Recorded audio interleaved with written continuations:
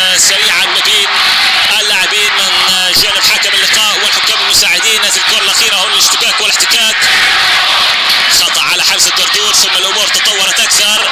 كما قلت مطلوب الابتعاد عن مثل هذه اللقطات من جانب لاعبي الفريقين.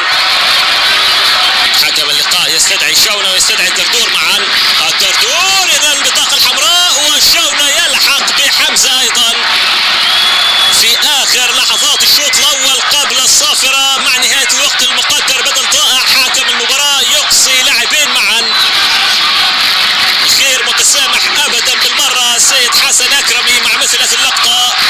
بالتالي بطاقة حمراء مباشرة لحمزة الدردور ولمحمد شونة، أمر كان يمكن تفاديه من كلا اللاعبين. قلت لا نتمنى مشاهدة مثل هذه اللقطات، وبالفعل حكم اللقاء بدون أي تساهل حاسم وصارم جدا السيد حسن أكرمي حكم اللقاء الإيراني، بطاقة حمراء بدون تأني مباشرة في وجه اللاعبين معا.